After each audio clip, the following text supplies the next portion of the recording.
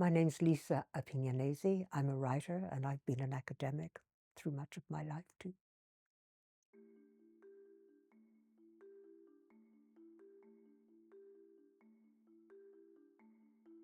I think I went into academic life by accident and I didn't stay there for all that long except for in and out visits. But I went into it because I loved being at university.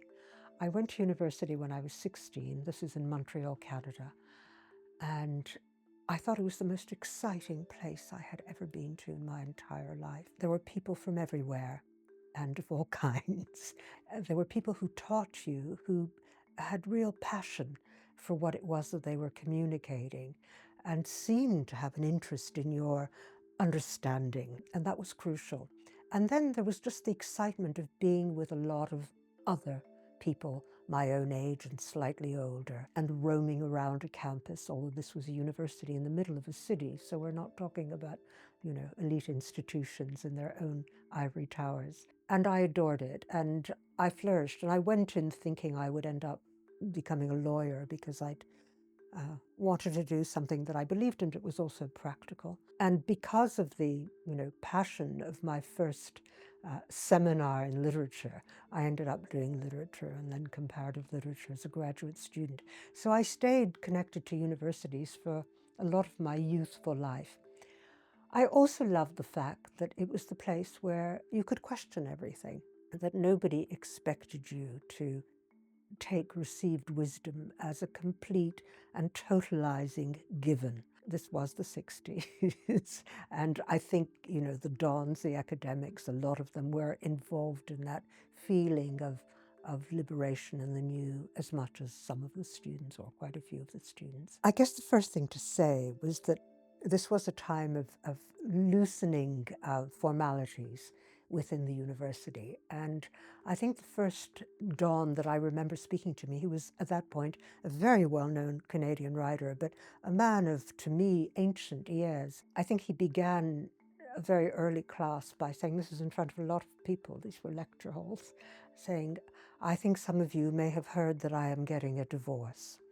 I thought, what's this about? And he said, you'll probably think this is terrible, and your parents will tell you that it is terrible. However, I should tell you, we now live the length of time, probably 3 times the length of time that people used to live in times when it was considered the right thing to be with one person throughout your life. And I thought this was absolutely revolutionary. I'd never heard anything like that. So I think that made me want to read his books. That was one thing. But then I went on to have, all kinds of academics in various fields because we didn't specialize until later.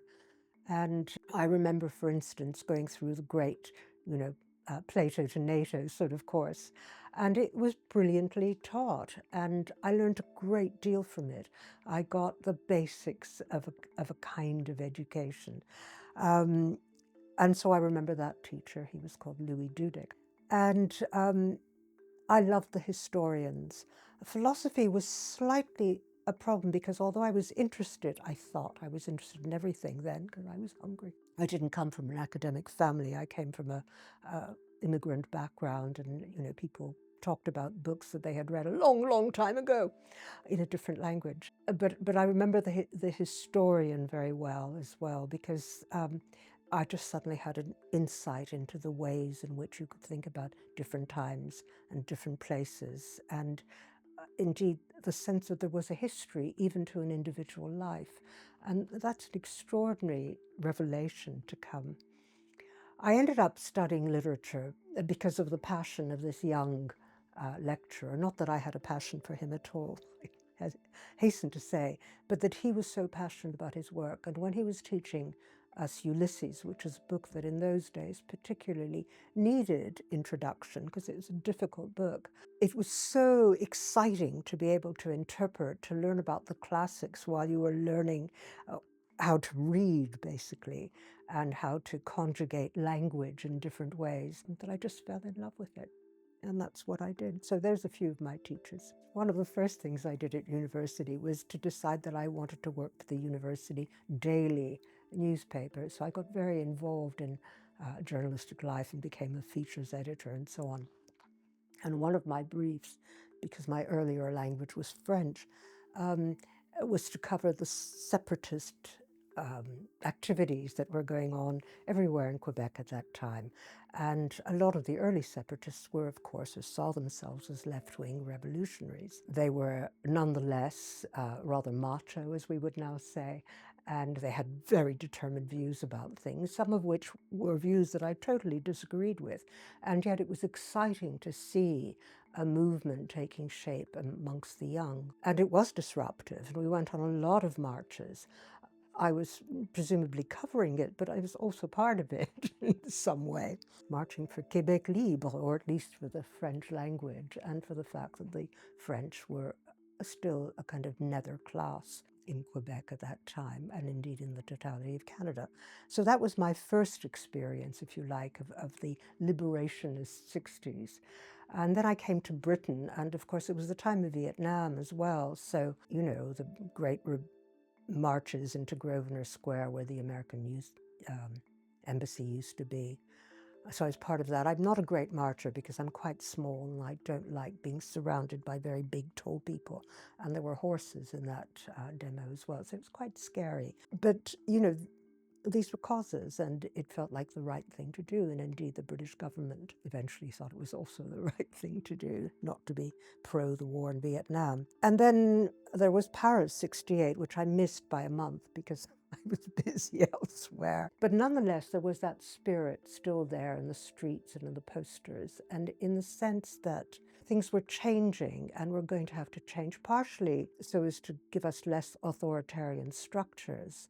But also, I now suspect, looking back, because it was my generation, it was the first generation to have really grown up in the post-war without being completely stultified in some way or worried, made anxious by the fact of rationing or poverty, or, you know, you could talk about the crises of the Second World War, but you didn't feel them in your bones, so you didn't need security in the same way. And the universities were instrumental to all of that, because whether the academics were for the rebellion or against it, they were part of the questioning apparatus that became part of it all.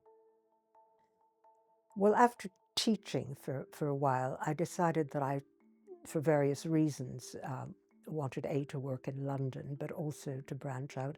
We'd already started publishing cooperative, and cooperatives were things of the 70s. So I did that for a while, and then went to work at the Institute of Contemporary Arts in the 80s, throughout the 80s, which was really an extraordinary epoch for that particular cultural institution, which covered all the arts as well as ideas. And I ran what was effectively the ideas section. So it was my own mini university.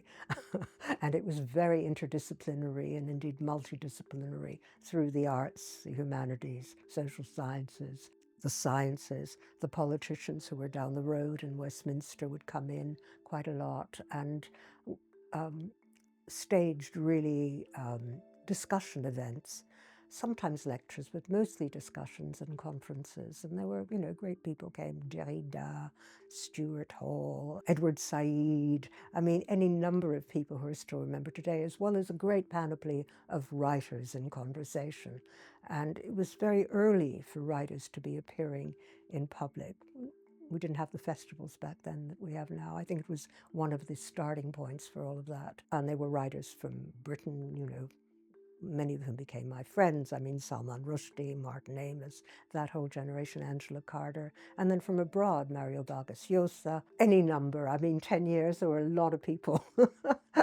And it was great. It was very important too, I think, in the circulation of ideas amongst people who had probably been to university but wanted the flavor of university life, at least in the sense of questioning and arguing and debating and keeping up, and what all that meant. And of course, the movement of women into the whole canon and how that affected things, and of blacks and browns, and you know, it was a great moment in British life. We had Thatcher to position ourselves against, but also some people with, and provided a lot of points of arguing and discussion.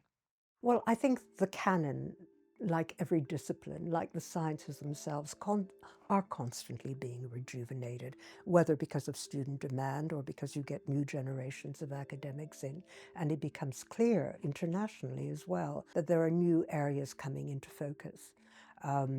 You know, in the 80s, it was so-called French theory. In other words, new ways of interpreting the world, turning everything into, if you like, a text that could be read and corrected in some way. Later on, it became identity politics, and there was still that movement into the culturally determined sphere, which I think is what is being reacted against now in a rather visceral and way which is full of misunderstandings, but is perhaps understandable as well. So the canon through my days was changed because of feminism, and because women were also coming into the academic profession and academic life, and women writers moved into the central position. So instead of having, you know, dead white males, we had some dead white females, but we also had a lot of very vibrant, lively women as well. So that changed, and gradually too, you know, lots of stuff changed.